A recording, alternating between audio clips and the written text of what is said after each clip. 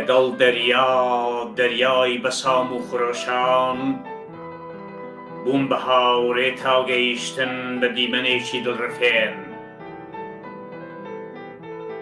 لەگەڵ دەریای بەسام و خرۆشان بووم بە هاوڕێ تاگەیشتن بە دیمەنێکی دڵڕفێن. لەوێ شارێکم دیتەوە، شارێکی سیر پڕ لە شادی و ئەڤین، پڕ لە سەربەستی و پێکەنین. لەو شارەدا کەس نەدەگریا، کەس نەدەترسا، نەبرسیەتی و سوکایەتی، نەجەلاد و سێدارە و مەرگ، نەزیندان نەزیندانەوان، نە ئینسان دژمنی ئینسان. چەند مەزن و شکۆدار بوو، ورد بوومەوە و چاوم گێڕا. لەسەر لووتکەی بەرزی شارە ئاڵایەکی سوورم بینی، بە شنەی بە ئەشنایەوە. لێی نووسرا بوو: ئێرە شاری ئاواتەکەی کاک فوئادە، بەخێر هاتن.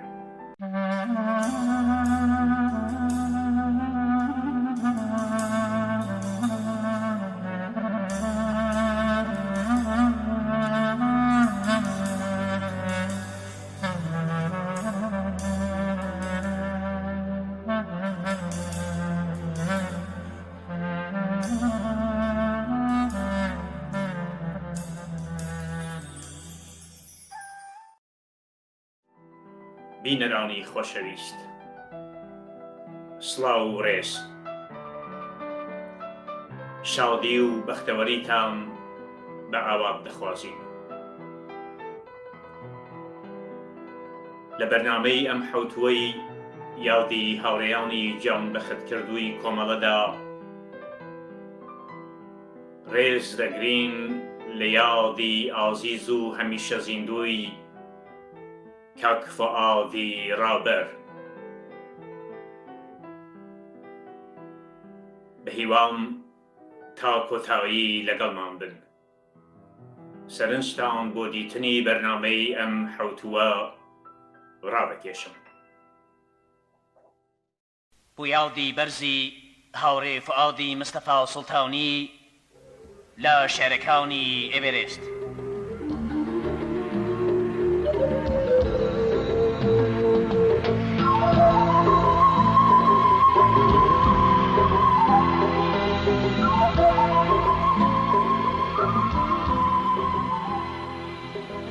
لەگەڵ دەریای بەسام و خرۆشان بووم بە هاوڕێ تا گەیشتن بە دیمەنێکی دڵڕفێن. لەگەڵ دەریای بەسام و خرۆشان بووم بە هاوڕێ تا گەیشتن بە دیمەنێکی دڵڕفێن. لەوێ شارێکم دیتەوە، شارێکی سیر پڕ لە شادی و ئەوین، پڕ لە سەربەستی و پێکەنین.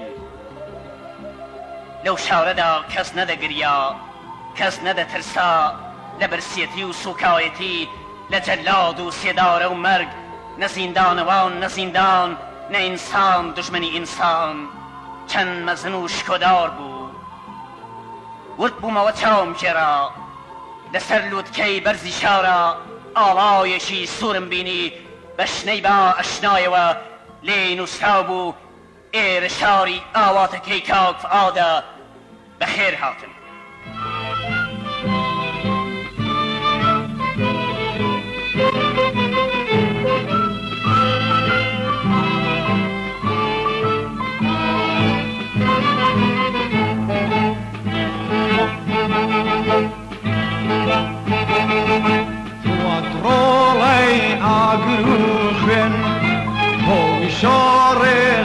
هەمووشێن وەستا شێرانە بەرامبەر، هەلا ماردەر چەشنی زەنگەر. جیوارای کوردەواری بوو، لە هەموو شوێن دیاری بوو.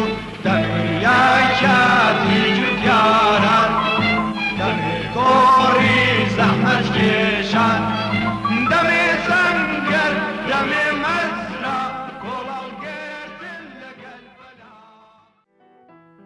ڕۆژی نۆی خەرمانانی ساڵی 1358 هەتاوی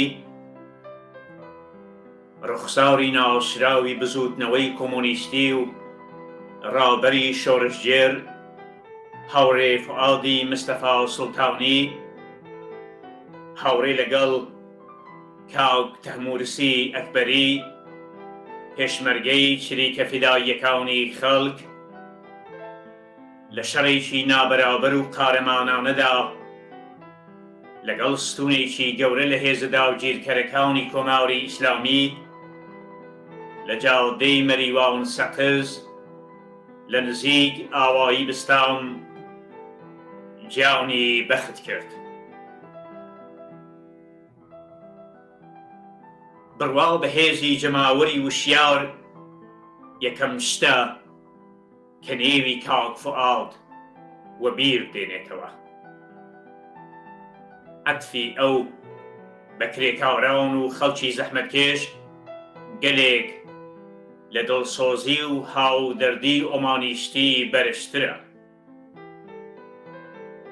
ئەوە خۆشەویستی شۆڕشجێرێکە لە جیهانێکدا کە بناغەی لەسەر کوێرەوەری و ستەمکێشی و ڕۆژڕەشی ئینسانی زەحمەتکێش دامەزراوە و ئارام و ئۆقرەی ئەگەر شتێکی بەهێزتر لە عەشق و خۆشەویستی دەرهەت بە زەحمەتکێشان لە کاک فوعاددا بوو بێ، ئیمانی ئەو بەهێزی لە بن نەهاتووی ئەو زەحمەتکێشانە بوو. بۆ کاک فوعاد شۆڕشی جەماوەر ڕاستیەکی هەستپێکراو بوو کە هیچ پێویستیەکی بە لێکۆڵینەوە و بەڵگەی تێئۆریک نەبوو. ئەو ئیمانی بەهێز و خەلاقیەتی زەحمەتکێشان هەبوو. ئیمانی بەوە هەبوو کە خەڵک قازانج و بەرژەوەندی واقعی خۆیان دەناسنەوە. کاک فوعاد لەو تاقمە سیاسەت مدارانە نەبوو کە خەڵک لایان وەک ئامرازێکە کە لەم یا لەو جوڵانەوەی سیاسیدا لەسەریان حساب بکات دیانەی کات. کاک فوعاد خۆی نیشانەی هەوڵ و تێکۆشان و خەباتی زەحمەتکێشان بۆ ڕزگاری بوو. جگە لە قازانج و بەرژەوەند و ڕزگاری زەحمەتکێشان هیچ ئامانج و حەقیقەتێکی نەدەناسی و هەمیشە لایەنگر و پارێزەری شێرگیری حەقیقەت و جەنگاوەری ڕێبازی ئامانجەکانی خۆی بوو. کاک فوعاد زۆر بەباشی هەستی بە گرنگبوونی تەشکیلاتێکی کۆمۆنیستی دەکرد. بۆ پاراستنی پاکی و پتەوی تەشکیلات یەکجار بە دەربەست بوو و پێی لەسەردا دەگرت و تەشکیلاتەکەی خۆی زۆر خۆش دەویست. بەڵام هیچ کات تەشکیلاتی تەنیا هەر وەک تەشکیلات لەبەرچاو نەبوو. کاک فوعاد هیچ چەشنە تەعەسسوبێکی سێکتاریستی نەبوو و بەرژەوەندی تەشکیلاتی بانتر لە بەرژەوەندی بزوتنەوەی جەماوەری دام نەدەنا. چونکە وەک هەموو شۆڕشجێرێکی کۆمۆنیست بەلای کاک فوعادیشەوە بەرژەوەندێکی جیاواز لە قازانج و بەرژەوەندی جەماوەری نەبوو و جگە لە ڕزگاری جەماوەر هیچ پێویستی و حکمەتێکی نەبوو. ئەو بەو بۆنەوە تەشکیلاتەکەی خۆی خۆش دەویست کە ئامرازێک بوو بۆ شکڵپێدان و بەرەو پێشبردنی بزوتنەوەی کرێکاران و زەحمەتکێشان، بزوتنەوەی زۆر لێکراوان و دەستەنگان و بەم جۆرە تەشکیلاتەکەی بە تەواوی بۆ ئەوە تەرخان کردبوو. کاک فوعاد دڵ ئاواڵە بوو و ئاسۆی بەرچاوی هەتا بڵێ فراوان بوو، چونکە بڕوای بەهێزی لە بن هاتووی جەماوەر هەبوو. ڕێکخستنی یەکێتی جوتیارانی مەریوان و چەکدارکردنیان، ڕێکخستنی کۆچی مێژوویی خەڵکی شاری مەریوان، ڕێکخستنی جەمعیەتە دموکراتیکەکانی شارەکانی کوردستان، ڕێکخستنی هێزی پێشمەرگەی کۆمەڵە و بەرەنگاربوونەوەیەکی جەماوەری لە دژی پەلاماری ڕژیمی ئیسلامی بۆ سەر کوردستان، ئەمانە چەند نیشانەیەکن لە حرەکەتێکی گەورەی کۆمەڵایەتی لە کوردستان کە کاک فواد دەوری سەرەکی و بەڕێوەبەری تێدا جێرا.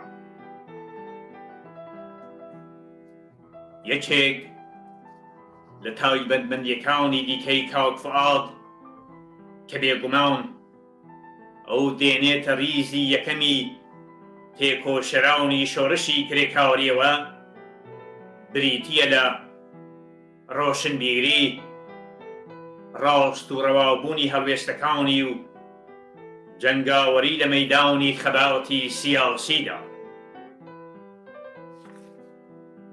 لە هەموو قۆناغە گرنگەکانی خەباتدا، بە تایبەت لە سەرەتای شۆڕشی 57 و قوڵبوونەوەی خەباتی چینایەتیەوە، کاک فواد نەقشەکێشێکی هەڵکەوتوو بەڕێوەبەری کەموێنەی سیاسەت و تاکتیکەڕوون و ڕاشکاوە کرێکاریەکان بوو.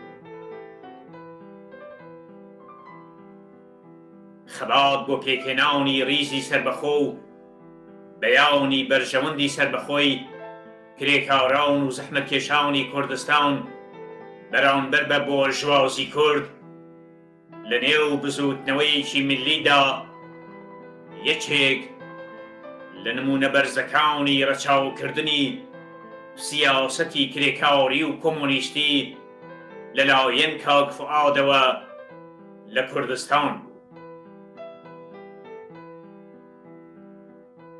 نمونەیەکی تر لە شۆڕش جێربوونی کاک فواد هەڵوێستگرتن بەرامبەر بە ڕژیمی کۆماری ئیسلامی بوو. لە پێش ڕاوپەڕینی ڕێبەندانەوە، کاک فواد هەڵوێستی لێبراوانە و ئاشتی هەڵنەگری بەرامبەر بە کاربەدەستانی داهاتووی کۆماری ئیسلامی هەبوو و لە سەرەتای بەدەسەڵات گەیشتنی حکوومەتی ئیسلامیەوە بە شێوەی جۆراوجۆر دەستی کرد بە خەبات لە دژی ئەو ڕژیمە. ئەو کاتەی ئەو پەڕی ڕادیکالیزمی سازمانە وردە بۆرژواکان لەوەدا خولاسە دەبووە کە هەڵوێستی دوولایەنە بەرامبەر بە ڕژیم بگرێن. کاک فواد بە شێوەیەکی ئاشتی هەڵنەگرانە و بەبێ هیچ ڕاوڕاییەک لەو ڕژیمە ڕاستە. هیچ تئۆری و لێکۆڵینەوەیەک نەیدەتوانی ئەو ڕاستیە لە کاک فواد بشێوێنێت کە پێوانەی پێشکەوتنخوازی خەباتی دژی ڕیالیستی و شۆڕشجێریەتی تەنیا هەر خەباتکردنە لە پێناو ئامانجی کرێکاران و زەحمەتکێشاندا، سووربوونە لەسەر ویست و بەرژەوەندی ئەوە. خەبات و تێکۆشانە بۆ بردنەسەری ئاستی وشیاری و هێزی ڕێکخراوی جەماوەر و پشتبەستن بە ئیرادەی ڕاستە و خۆی ئەوە. تاکتیک و سیاسەت بۆ کاک فواد مەقولاتی خەیاڵی و دژوار و دوور لە کردەوە نەبوو. ئەوەی عەیاری هەڵسەنگاندنی هەڵوێستی کرێکاریە لە سیاسەت و تاکتیکدا ئەوەیە کە ئەو سیاسەت و تاکتیکانە لە خەباتی چینایەتیدا بکەونە شوێن بەرژەوەندی کرێکاران و لە خزمەتدا بینکردنی دابن. یعنی سیاست و تاکتیک لە پێناو پێکێناونی هەلومەرجی لەبار بۆ بەرەو پێشچوون و قوڵبوونەوەی خەباتی چینایەتی کرێکاران. بەو پێیە کاک فواد یەکێک لە پێشڕەوانی کرێکاری و یەکێک لە ئاڵا هەڵگراونی خەباتی سیاسی کرێکاران. لە شۆڕشی ساڵی 57ەوە تا کاتی جان بەخەتکردنی پڕبایەخترین کاری کاک فواد لەم بابەتەوە دواوین هەنگاوی سیاسی ئەو یعنی داڕشتنی بزوتنەوەی مقاومەت لە 28 گەلاوێژی 58 بزوتنەوەیەک کە ڕەوتی ڕوولەکزی شۆڕشی ئێرانی گۆڕی. کاک فواد وەک ڕابەرێکی مەزن لە دژوارترین و نالەبارترین کاتدا خۆی یەکەم هەنگاوی مەیدانی کردەوەی هەڵگرت. ئەو لەو یەکەمین کەسانە بوو کە چەکی هەڵگرت و وەک پێشمەرگەیەک چەک بەدەست لە شەڕێکی قورسا گیانی فیدای ئامانجە بەرزەکانی کرد. کاک فواد لەو کەسانە نەبوو کە ژیانیان لەگەڵ مەرگ کۆتایی پێدێ. لە تەشکیلاتی ئێمەدا فواد حازرە، پێشڕەوە، ڕابەرە، لە هەر شوێنێک بچووکترین ڕاڕایی و بێپەرەنسیبیەک بێتە گۆڕێ، ڕەخنەگرێکی بێبەزەییە و لە هەر شوێنێک کە ئیمان بە جەماوەر، ئیمان بە بەرهەقبوونی خەبات و ئیمان بە سەرکەوتن ئێمە بەرەو پێش دەبات، کاک فوادیش شان بە شانی ئێمە و لە پێشەوەی هەمووانە. پێوان درەختێ بەردەوام لە کوڕنوش بردنایە بۆ مەزارێکی بەهەیبەتی تەمەن 30 ساڵەی ژێرسایەی ئێستا لەوێ لە گۆڕستانی تاڵە سوارە لە بێدەنگیەکی خوێناویدا کە مێژوویەکی برینداری تێدا ئەزرنگێتەوە، سەدای عەشقێک ئەبیسرێ کە با ئەیهێنێ و ئەی باو بەفر پروشەی تیاکا و شەعر لە شێوەی پەپولە و پەلکەژیای تەنیادا بەدەم ئەو سەدایەوە خۆیان ڕائەژەن و لە ڕەوەزێکی ئەو بەریشە شەو ڕۆژ تەوارێک لە شێوەی ژنێکی شین پۆشە حکایەتی ئەو درەختە و ئەو مەزارە ئەژێڕێتەوە، حکایەتێ کە هەر وشەیەکی ئەستێرەیەکی بچووکە و هەر ڕستەیەکی ڕێگایەکی درەوشاوەی نوێ و هەموو هەناسەیەکی هەناسەی ئەسپێکی ڕام نەکراوی هەمیشە ڕوو لە هەورازە. مەزارەکە و درەختەکە دوانەی ئەڵمانەی دایکن، ئەویان ناوی دارتووە سوورەکەی سوڵتانیە و ئەمیشیان ناوی فواد سوڵتانیە. ئەم چیرۆکە تەمەن 30 ساڵە ئەم حکایەتی تان و پۆچنراوە بە تریفە و هەڵاڵە، ئەم عەشقی ئاو و ئازادیە بۆ یەکەم جار لە بەرەبەیانێکی زیوینی ئەڵمانەوە دەستی پێکرد. ئەو وەختەی لە ژوورێکی قوڕینی پچکۆلەی پەنجەرە نزمی بە گوڵە مێخەکدا پۆشراوەوە، گریانی کۆرپەیەکی تازە لە دایک بوو لەسەر کاسەوە، گۆمی ئەو بربەیانەی شڵەقان و ئەڵمانەی لە مژدەیەکی 100 ساڵ کێشا و هەر هەمان کاتیش کەڵە شێرێکی پۆپنە ئاڵخێنی و تۆزێ لەولاترەوە ماینێک زاو جوانوێکی سپی کەوتە سەرزەوی و لە ئاسۆیشتا لە سێدەری هەورێکەوە گوڵاڵە باری کوڕیان ناونا دڵ فواد لەو نیشتیمانە پشکۆلەی ئەڵمانەدا لەگەڵ گوڵی دارچوالە چاوی پشکوت و لەگەڵ کانیدا گوێچکەی کرایەوە و دەستی مێژوێکی زامدار مەڵاشووی هەڵڵایەوە و بای وەشت ڕایژەنی و لە دواییشا لەگەڵ بێچۆپڕنگێکا پێیگرت و لەگەڵ بای کارەسا تا گەورە بوو. ئەو بۆ یەکەم جار هەژاری و نانی برسی و ئاوی چەوساوە پرسیاریان لا دروست کرد. زڵم ڕایسڵەکان و ڕەنگی پەڕیوی چەڵگەکان و جووتیارەکان و باڵی شکاوی باڵنگەکان و پەراسووی دەرپەڕیوی مناڵان پەیامێکیاندایە دەستی. هێشتا ئەو خونچە لە یەک عومرا بوون کە پاییزی عمری وڵاتەکەی بینی. هێشتا ئەو ناونەمام لە یەک تەمەنا بوون کە زریکەی ژنانی وڵاتەکەی بیست و قامچی سەرجەستەی ئەوانی بینی. هێشتا ئەو یەکەم باڵەفڕەی کۆتر لە یەک تەمەنا بوون کە خولانەوە و سوڕانەوەی داڵەکانی سەرسەری بینی.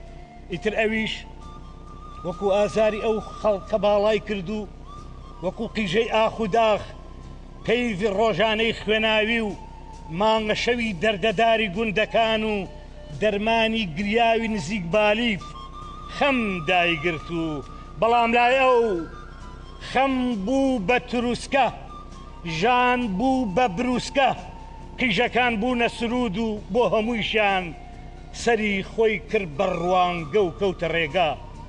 کەوتە کۆکردنەوەی ئازارەکان بۆ ئەوەی هەستنە سەر پێ. سەردانی گوڵەگەنمەکانیە کرد بۆ ئەوەی باسی مناڵانی بێشیریان بۆ بکە. سەردانی جۆگەکانی ئەکرد بۆ ئەوەی پیان بڵێتینوەکان لە چۆن. ئەچوو بۆ لای مامزە نەخۆشەکان بۆ ئەوەی پیان بڵێکیە دەرمانەکانیانە دزێ. هەموو ڕۆژێ ئەچوو بۆ لای بەرد تا پڕ بە مشتی ورەی لێوەرگێ.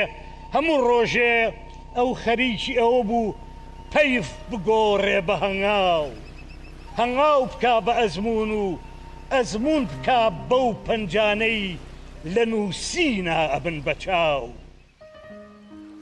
هەموو ڕۆژێ ئەو خەریکی ئەوە بوو زەنگەکانی جەستەوریا بکاتەوە، شانەکانی جەستەنیۆ بکاتەوە، سەر لە نوێژیان دروست کاتەوە، لەگەڵ گوڵە بە ڕۆژا بوو نەهاوڕێ بۆ ئەوەی هەرگیز خۆرون نەکات، لەگەڵ زریانە بوو نەهاوڕێ بۆ ئەوەی هەرگیز نەچەمێتەوە. فوئاد وا بوو.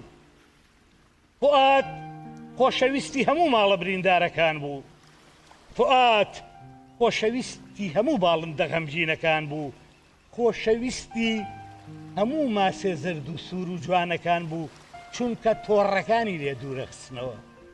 خۆشەویستی هەموو گەڵاو گوڵ و دارستان و بێشەکان بوو چونکە تەورەکانی لێ دوورەخستنەوە. خۆشەویستی هەموو قەڵەمە پاکەکان بوو چونکە درۆکانی نیشان ئەدان، درۆی منارەکان، درۆی عەمامەکان، درۆی جبەکان. فوئاد وا بوو. فوئاد ئەیوت من هی خۆم نیم، سەرم سەری شاخانە و دەستم دەستی باخانە و قاچم قاچی گوندانە و دڵم دڵی گوڵدانە و چاوم چاوی شارانە و جۆچکەم جۆچکەی حەقیقەت. تا ئەهات تەوری ڕیشدار تیشترە بۆوە، تا هات ئازار قوڵترە بۆوە، برین پەلوپۆی نوێی ئەهاویشت و لەم لایشەوە تا ئەهات فوئاد باڵای بەرزتر ئەبۆوە و هەنگاوی ئەبوو بە هەنگاوی تیشک و ڕەنگی بە ڕەنگی شەفەق و چون لاولاویش لەناو قەدی مێژووی تازەوە ئاڵە.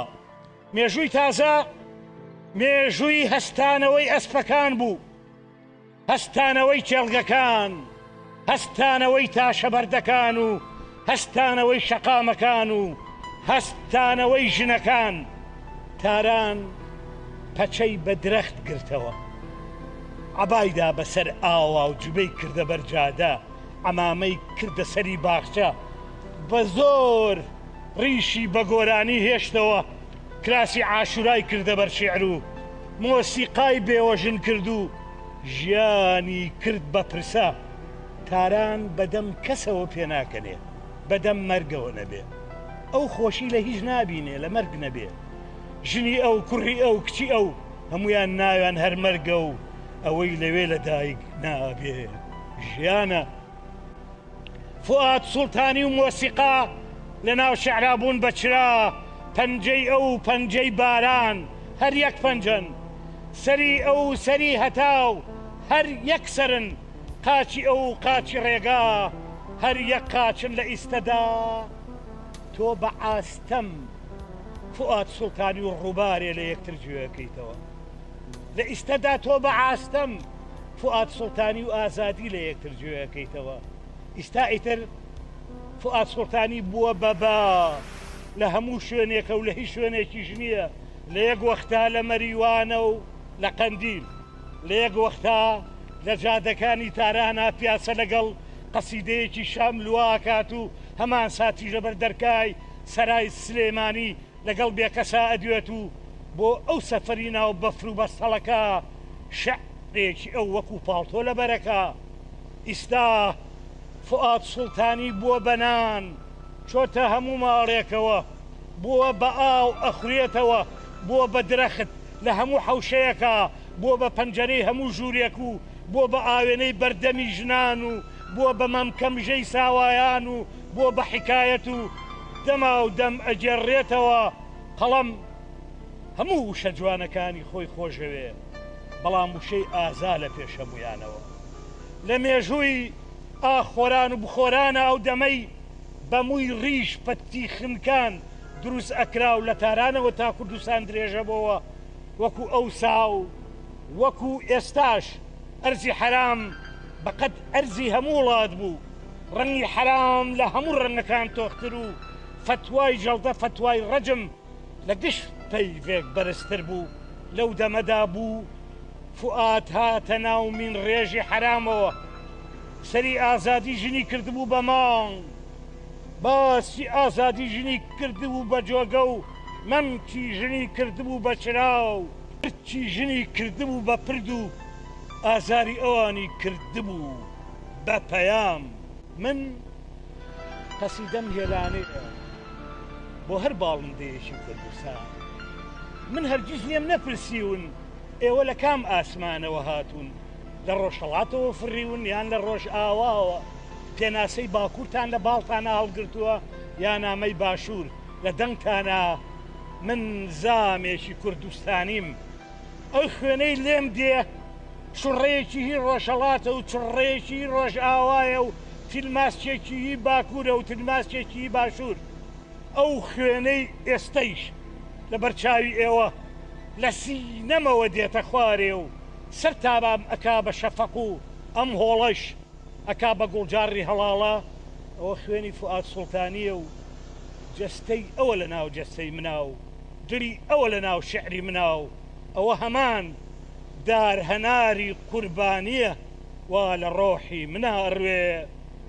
ئیستە لەوێ لە ئەڵمانە هەر لە نێوان دوو ئاوایی بسام و کانیعمەتە، بە شەو ڕۆژ تەیرێکی سەر و گەردن سووری پەڕ و باڵسپی دێت و ئەچێ و لەو بەینەدا بەدەم فرینی نزمەوە گۆرانیەک بۆ مناڵانی هەژار و خونچەی ساوا و ئاوی جۆگەلەی غەمگین و قوڕینەی بەتاڵی نان و گۆرانیەک بۆ هەتاوی لەژ ڕێبووی ناو زیندان و گۆرانیەک بۆ نمەنمەی خەمانی ژنان دەڵێ ئەو بەردەوام لەگەڵمانە.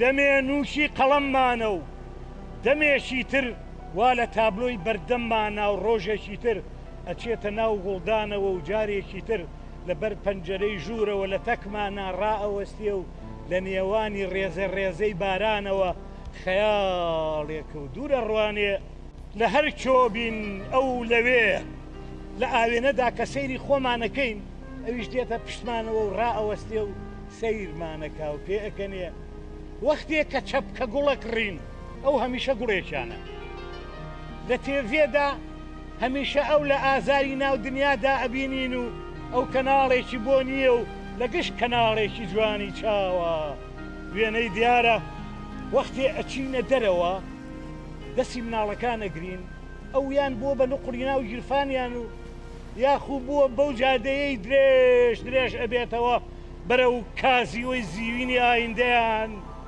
ونمان ناکە و ونی ناکەین لە هەر شوە بین ئەو دێ و دەمان دۆزێتەوە ئەگەر بچینە ماڵێکی سەقزەوە لە نەخشەکانی مافوری سەر دیوارە بۆ تەشاهۆیەک وەفرێ ئەگەر بچینە کۆنسێرتێ خۆی ئەگۆڕێ بە کەمانچە و بە شمشاڵ و یاخود بووە بە مایکرۆفۆن ئەمان بینێ و ئەمان دوێنێ ئەگەر بڕۆی دوور دوور بڕۆین هەر لێرەوە تاوەقیانوسی ئارام لە پڕێکە وەکو نەورەسێکی عاشقتەیە ئەبێ و بە دەوری سەرا خول ئەخوا و باڵ هەڵ ئەبڕێ بۆ سڵاو و لە دواییدا نزم تێ ئەپەڕێ گەر بچینە ناوبرینە ڕەشەکانی کەرکووکەوە ئەو ئەبینین لە تاقێکە یان دەرمانە بۆ سووتان و یاخود بووە بەسەرینی ژنە نەخۆشێکی ئەوێ ونمان ناکە و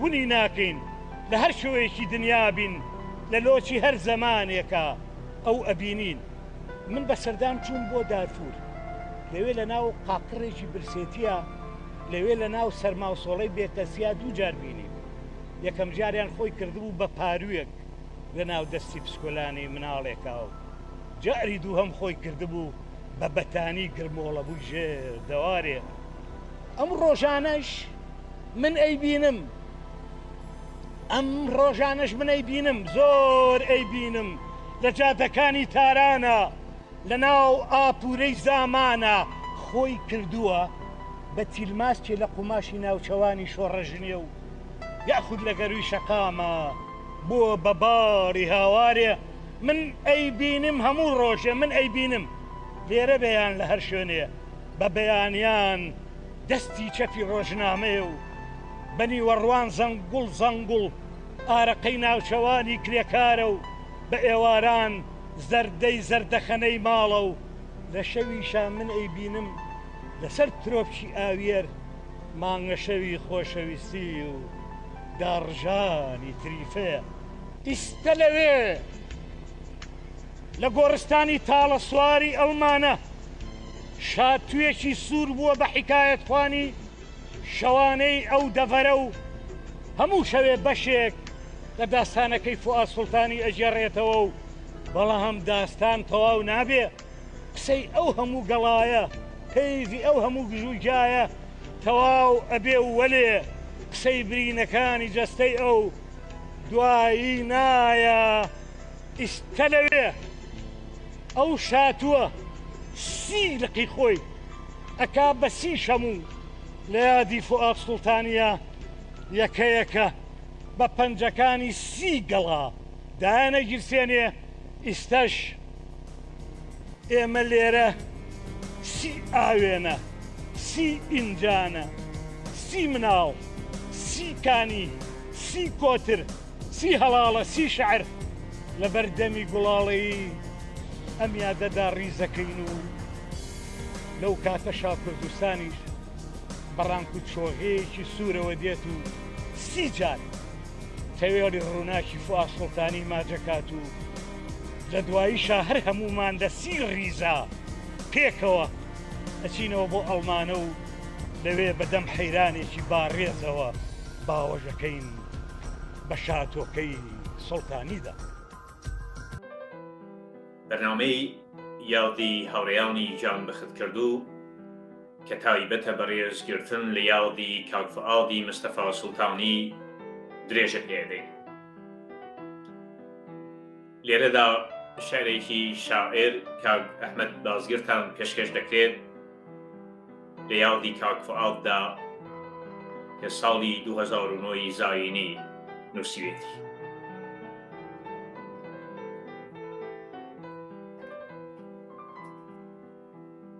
لە کام لاوە تێدڕامێنم کەم گۆشەیە باشترینە کە من وێنەی تۆی تێدا ڕسم کەم ئەگەر شاخ بای لە داوێن تا دادەنیشتم یان ئامێزم لە لووتکەکەت گرێ دەدا ئەگەر شار بای بە شەقامەکان تا دەڕۆیشتم یان ماندوویم لە بەردەم تا فرێ دەدا ئەگەر نۆتەی پڕ لە سێحری مۆسیقا بای بە چاو نەدەکرا بتبینم بەدەست نەدەکرا هەستت کەم بەڵام لە ناو دڵما جۆلاونم بۆ هەڵدەبەستی ئەگەر مانگ بای چاوەڕوانی شەوی چاردەت دەبووم ئەگەر خۆر بای دنیام لەبەر هەڵدەخستی گەرکانی بای ئادرەسەکەت نێو شوێنتم دەدا بە سەرجەم دەریاکان گەر هەوار بای بۆ دەوارت خۆیان دەکوتا گشت جادەکان گشت ڕێگاکان ئەگەر نەشاخ نەشار نەنۆتەی پڕ لە سێحری مۆسیقا نەمانگ نەخۆر نەکانی نەهەوار هیچیان بە تەنیا تۆ نابن تۆ بە تەنیا هەموویانی تۆ فعادی تۆ داستانی بێکۆتایی ئەوا ئێمە زیاتر لە 30 ساڵە هەموو ڕۆژێ بە شێوەیەک لە شێوەکان دەبینەوە پەنابەرت و لە بەردەم تا بۆ وەڵامی پرسیارەکانمان دەگەڕێین تۆ فعادی و ناوی فعاد زۆر لە مێژە ئاژین بووەتە نێو جوانترین و گەشترین لایەنەکانی ژیانەوە تۆ فعادی و ناوی فعاد زۆر لە مێژە بووەتە ئاوێتەی ناو پشووی هەناسەکانی گیانەوە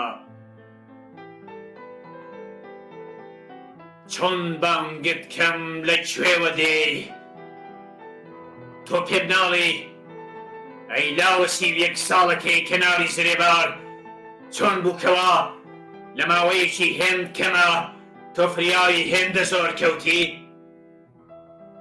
چۆن بووکەوە لە ماوەیەکی هێندە کورتە تۆ هێندە بەرز سەرکەوتی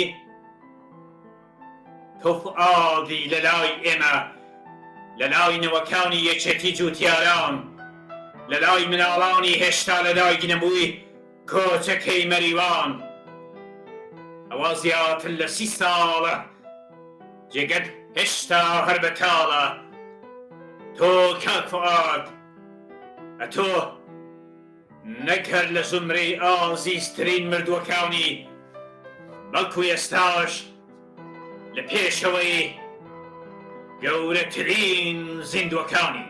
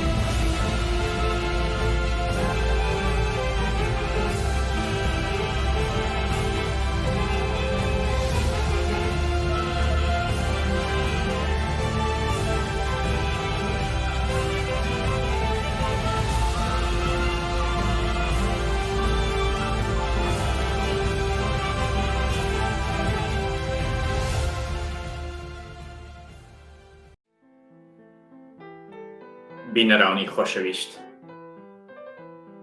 بەرنامەی ئەم حەوتوەی یاودی هاوڕێیانی جان بخت کردو کە تایبەت بوو بەڕێزگرتن لە یاودی کاک فوئادی رابەر پێشکەش کرا.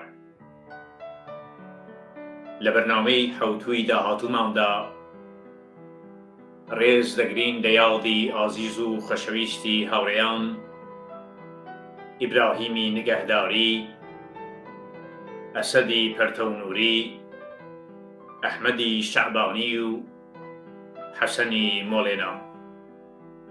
تا ئەو کات بژین بە ژیانێکی بەختەوەرانە.